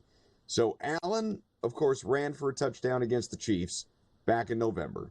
Ran for 2 touchdowns against the Chiefs in last year's divisional round loss, and ran for 2 touchdowns last week against the Ravens. So the question here is, do you like him to stay just as prolific running the football in this one? You know, is this going to be the game plan ultimately for Allen, for that offense? Is he going to, we always see it as the seasons go on in the playoffs, he's more aggressive, more of a do-it-myself mentality. Is he going to defer, just rushing-wise, not overall leading the offense-wise, to James Cook a little bit more? Or do you think he's going to get in the end zone and get that touchdown and obviously make the public a lot of money? Well, I really like what he did in that game against the Baltimore Ravens, who went into that contest as the number 1 rated defense in the league against the run, right? The Bills were having tremendous success running it down their throat. James Cook, Ray Davis, Josh Allen, whoever, they were getting nice chunks of yardage on a regular basis in that game. And I kind of thought that might be the case. I think this Bills running game is a little bit underrated. And really, it's kind of just come around this year. For so long, the Bills in past years, they had everything going, that Josh Allen, throwing the ball, Stephon Diggs, but they just didn't have, they had the missing piece was the running game. It seems to be like it's a really good piece this year, and it showed up certainly last week against the Baltimore Ravens, and I think it'll show up again. But, Adam, when they get in the red zone, when they get inside the 10-yard line, I think that's what you're talking about, where Josh Allen is going to take things into his own hands, and he's their best player. Why wouldn't you give it to your best player? And he's nearly unstoppable, it seems, when he gets into those situations. So, yeah, I think I was actually surprised against the Ravens. I thought the price would be about minus 140, minus 150, something like that, for him to get an anytime touchdown. And it was like plus 105 or even money. I couldn't believe that it was actually plus money on it. And what did he do? He scored twice, and it was quick in that game. They were in the first half, if I recall. And now we've got it priced at basically even money again. And I know at FanDuel it's moved to minus 120. I still think that's a little bit of a bargain. We've talked about it a few times here. What do you make the price? What do you make the number? What's your handicap?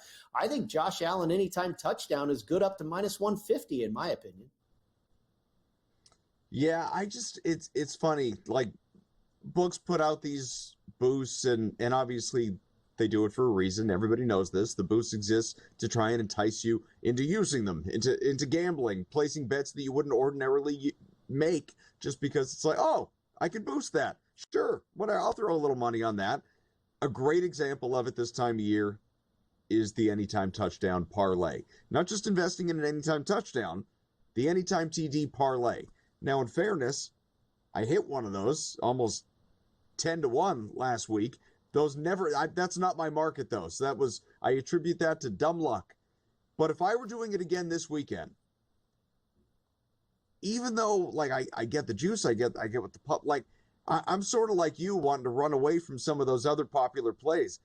I wouldn't include Josh Allen. If I'm like, obviously, if I'm putting a parlay together, I'll absorb all that juice surrounding Saquon Barkley. I do believe in someone like Travis Kelce, just because I know Mahomes locks in on him this time of year. I would look at, thinking about these other games, I would consider Jalen Hurts or Jaden Daniels even before I would put Mahomes or Allen in there. And maybe that makes me stupid or narrow-minded. I think it's just because I, unlike you, think there's going to be more offense in that game than it's skewing toward the under. And so I'm looking at it from all the different places where it could come from. Well, I think you make a lot of good points there.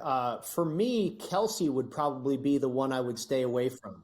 I feel more confident about betting on Josh Allen to get in the end zone than I do about Kelce. And it's 6 of one, half dozen the other. Both of those guys just seem to be, a known commodity that they're going to score a touchdown. But you're right. If we're trying to kind of, get a little creative here and make a really good bet, and anytime touchdown parlays, they're fun. I've done a few of them this year, this year as well. Again, for funny money, pizza money, what have you. I don't think I've hit a single one. I've hit 3 out of 4. The classic parlay scenario. I've hit every one except for one a handful of times, I believe. But if I was putting one of those together this week for the Chiefs, or for both games, using both games, I probably wouldn't load up on both Kelce and Allen. Because they are the two most popular in the AFC game, it doesn't always work that way. Something's going to go wrong. It's like we talked about with we knew the 3-team parlay, the 3-team money line parlay was going to be so popular last week with the Eagles, the Lions, and the Chiefs. But when something is that popular, that's why sports books are so successful. There's going to be one team that upsets the party. It was the Washington Commanders. Yeah. So you got to figure there's going to be one leg of what looks like an obvious parlay that's going to upset the party here. And I would say either Allen or Kelce. I wouldn't want to add them both, right? I'm still upset about the Detroit Lions upsetting the party last week. That's everyone's party other than like Craig Mish. Craig Mish's party was not upset. He's feeling great. tried to talk me into the Commanders this week again. That man is relentless there on Newswire. We'll come on back. James Salinas to join us on the other side as well.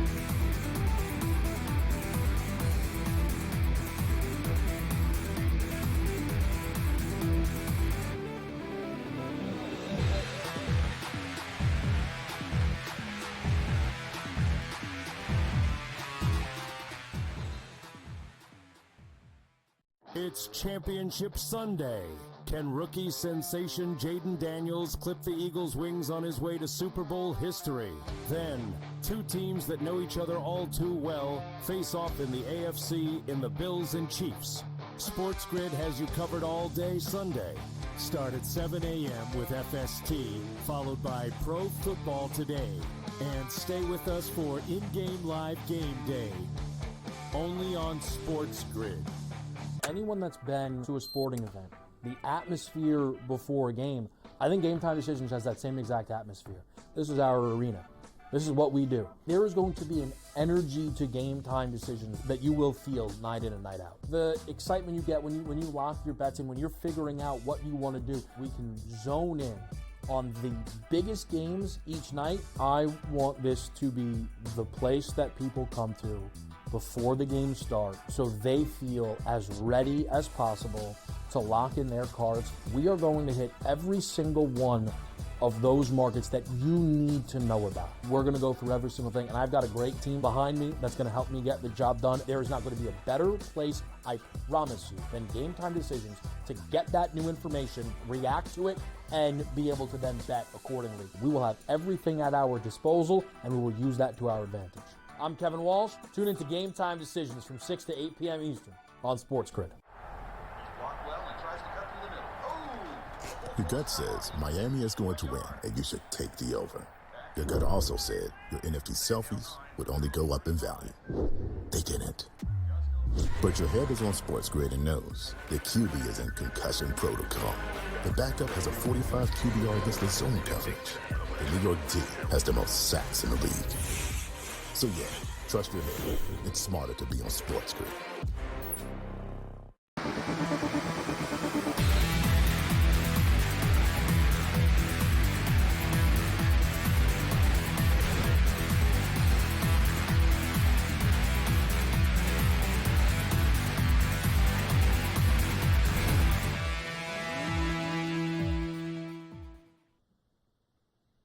All right, Brady. So I was just looking here at there are a million projection services out there, but there's one that I do like to use that I don't know that I should shout out names, but there's one that I do like to use that I used last week, helped me cash that 4-leg anytime touchdown parlay of 10-1 after a boost I had on it. Like you said, we don't put real money on these. They're for fun. It's like $10 to win 100, that kind of thing. I will tell you in order the top touchdown projections for this weekend, the top likelihood, the top probability. Jalen Hurts is number 1. Josh Allen's number 2. Saquon Barkley at number 3. James Cook at number 4. And for the sake of rounding out the top 5, Terry McLaurin. Each of those 5 guys, you will notice I did not say Travis Kelce. Each of those 5 guys come in with a probability of 60+%. Well, I think it's interesting that Kelsey's not on that list.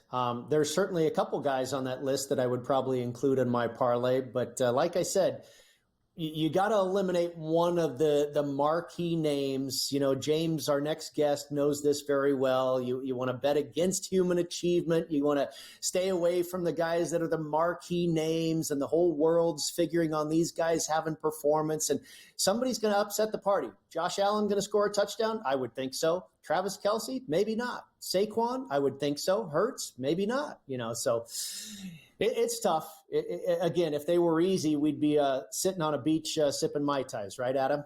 That's right. All right, you mentioned him. Let's bring him in. James Salinas, who, of course, is a partner of yours in the Football Contest Show, airs right here, or did during the regular season, and, right here on SportsGrid, obviously, with Mike Pritchard as well. James Salinas, who is, professional handicapper, incredibly successful at it, won the Super Contest in 2015, and you should check him out on Twitter as well at Rounding Again. James, welcome to the show. How are you? Good evening, boys. Happy Saturday night. Happy Conference Championship Eve. A lot of times these games are far better. At least when I was younger, the Super Bowls were always a blowout. This was the actual party, was the AFC and NFC Championship Sunday, which we're just a few hours away from. Yeah, Brady said as much earlier as well. He definitely agrees with you. This is the weekend. For a professional handicapper like yourself, I'm always curious, have all the decisions been made? You know, is everything in pocket at this point, or is there anything between now and kickoff that you're still deliberating? I think actually, especially since legalized sports gambling has come on board over the last few years, and here in particular in Colorado, it was about 4.5 years ago when it came on board. Things have changed for me. So not having to go and put plays in before because of live betting. And I think that's been the edge, or that's been the angle that I've been doing more. So I would say probably, Adam, if I was going to throw a percentage out, I would say probably 70 to 75% of my bets are actually during the game as opposed to before kickoff. So no, there's not a whole lot in pocket for me. A majority of it is going to come once the game's kicked off. James, we have talked about this with a number of people throughout the week on this show. And, you know, the lines are so tight at this time of the year. I mean, it's hard enough to beat the spread in week 8. But by the time we get here, and there's a limited amount of teams, the power ratings, the books have such good numbers on these teams by this point, it's hard to find an edge, you know, just betting aside or even a total. Do you dive into the prop market more so? Have you found some props or anything, you know, atypical bets that you like prior to kickoff this week more so than others? A lot of time I'll dig into the props a little bit based on how I think a game script is going to go. And that's kind of where, if I play props, I was playing props a lot early when we started getting it. Before, you know, I was kind of old school. I was playing with, you know, beyond playing offshore, was doing a lot with locals before legalized sports betting came on. And you just didn't have the market as vast as it is now. So I think I've been trying to adjust to that over the last year or so, though. I've focused more so on just in-game, watching in-game and betting sides and totals, that type of thing. But I do have a couple props that I was looking at that are kind of correlated, at least in the first game kicking off tomorrow with Philadelphia hosting Washington, a couple props that are kind of correlated to how I think the game script's going to go based on the matchups of the teams and also based on a couple injuries for both of these teams. Well, you teased it. Let's have it. Yeah, so let's dig into it. So thinking about where Washington is, and obviously all the fanfare, and rightfully so with Jaden Daniels. I mean, he's not a rookie anymore. This kid is not a rookie. Forget about it. He's busted through that rookie wall. We know there's always something where around game 12, game 13, these guys hit the wall and they kind of start to regress. Maybe we saw a little bit of that, but I think that was more some injuries that he was dealing with in the second half of the season. But kid's not a rookie. He plays with such poise, and it's because he has such confidence in what he does. And I think not only the confidence that he plays with, that rubs off on all of his teammates. I mean, they just believe in him. He is such a leader based on how he plays. I think a lot of that comes through his preparation. There's been a lot of talk about Daniels and his willingness. He's not coming in with this big head, hey, I'm a top pick, I'm going to be the face of the franchise, everybody's got to bow down to me. He's asking questions. He wants to learn. He wants to be great, but he also knows that he is young and he doesn't know everything. So that's kind of rare with some of these guys in this generation nowadays, that they always come in and thinking they already have the game script in their head and they know better. Well, he's a work in progress and he realizes that. And I think the confidence that he brings really is shown out. And we saw it in the playoffs last week. I mean, the kid is so poised back there that there is no panic with him. And I think that's where a team like Washington for 4 quarters in this matchup, having to go on the road against a team that they're familiar with, I think that's where for Daniel, I mean, I like the number. I like the 6 with Washington. I really kind of lean towards the under if we're talking about games to kick off before we dig into the prop market with this. Thinking about where Washington is going to come into this matchup with the other side, all the pressure to me is on Philadelphia, and in particular with Jalen Hurts. The injury that we had, what is it? I know he was a full participant in practice, but he says he's going to wear a brace. That I don't see how he's going to be 100% if you're wearing a big bulky brace. I think that is a big limitation on him because he is such a dual threat. If that threat is limited and they're not going to be able to pass the football, I think what we've seen for Washington is they're running the football. They're going to run well with Daniels for the most part, but they go four downs. They dominate time of possession. We saw that in the game against Tampa. I think that's going to be the same script here because they do have a key injury up front. Not having that right guard Cosme and having to go up against, Carter's just been unblockable. I think with Carter coming in here, this is something we can talk about. I think this game is going to be quick throws, a lot of quick throws, a lot of this clock moving. That's going to lead towards the under. I really like a couple of matchups with Washington.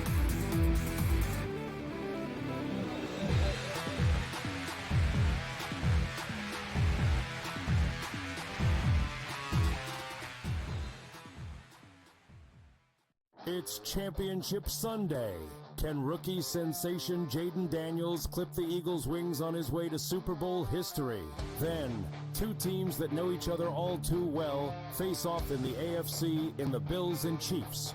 SportsGrid has you covered all day Sunday. Start at 7 a.m. with FST, followed by Pro Football Today. And stay with us for in-game live game day.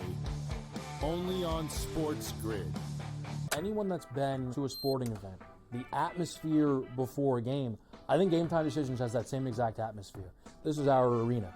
This is what we do. There is going to be an energy to Game Time Decisions that you will feel night in and night out. The excitement you get when you lock your bets in, when you're figuring out what you want to do, we can zone in on the biggest games each night. I want this to be the place that people come to before the games start so they feel as ready as possible to lock in their cards. We are going to hit every single one of those markets that you need to know about. We're going to go through every single thing, and I've got a great team behind me that's going to help me get the job done. There is not going to be a better place, I promise you, than Game Time Decisions to get that new information, react to it, and be able to then bet accordingly. We will have everything at our disposal, and we will use that to our advantage.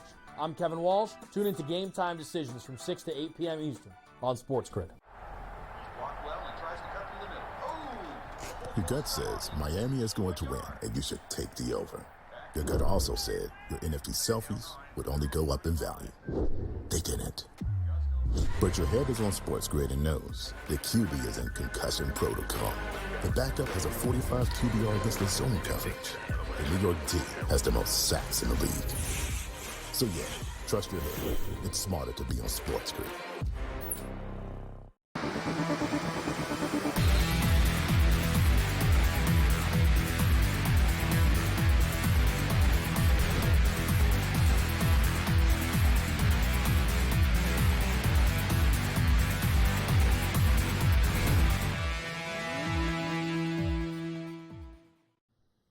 Back here with 2015 Super Contest champion James Salinas, again, part of the football contest show that you have likely seen here on SportsGrid. I hope you did. Make you some money throughout the year. With Brady, I am Adam. So, James, you were just talking about some of the props that you like in these games tomorrow, in particular, this first game on the NFC side.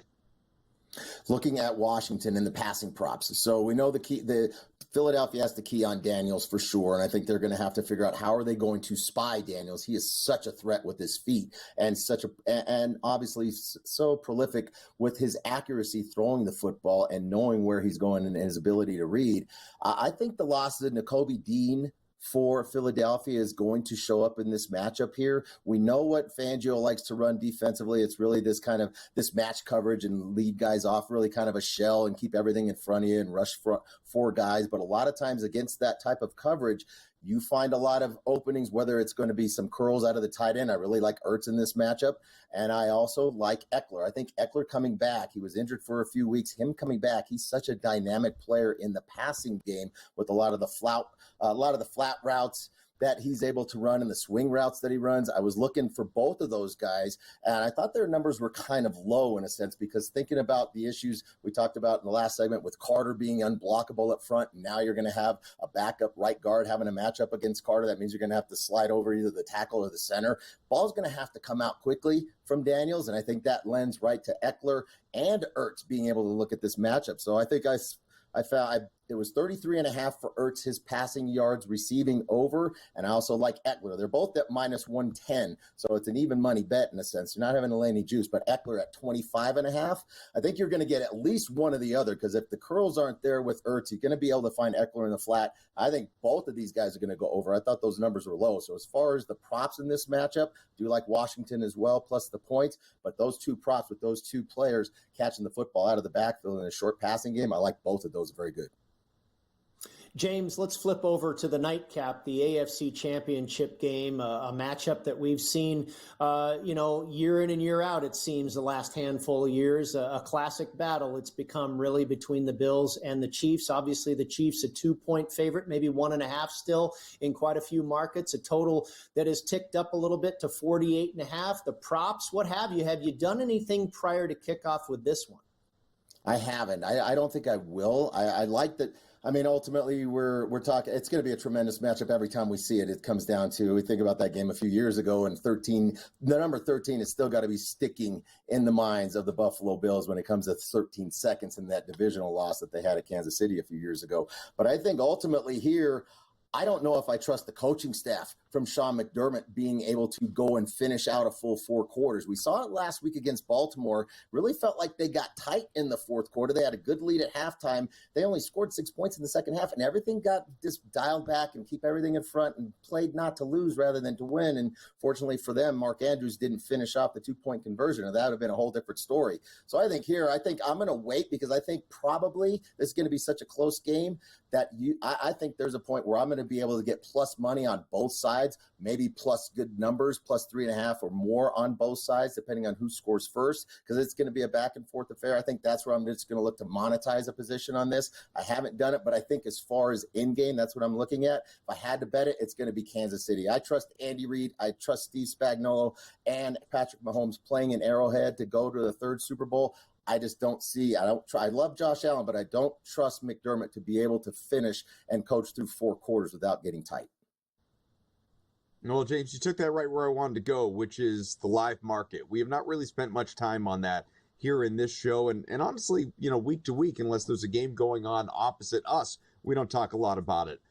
Given that you said about 75% of your wagers are going to be in the live market there in Colorado, what are you waiting on, or what do you anticipate you're going to be looking for once that each of these games kick off, just strategically speaking? I think strategically for that game in particular, because it's such a short number, 1.5 or 2 points, that whoever scores first, you get a touchdown. There's not going to be a lot of field goals in this game. They're going to be going for it on both of these teams. And I think you get a 7 for the Bills on one side. You might be able to come back. You're going to get obviously a plus money line with the Kansas City Chiefs. Maybe if it's something beyond 3, that's what I'm looking at. If I get a number with 3.5 on both sides, maybe you get a 10-3 lead at some point, you're probably going to get a plus 3.5 on the other side. So I think that's what I'll be looking for, but more so looking to just the monetized money line. So I'll have a plus 140 on one side, and I can get a plus 130 on the other side. Now I can sit back and just enjoy the game, and I'm going to monetize and get a plus. I'm going to make money no matter what happens. Makes a lot of sense. Again, James Salinas, 2015 Super Contest winner, part of the Football Contest Show, and on Twitter @GroundingAgain. James, thank you so much. Indeed.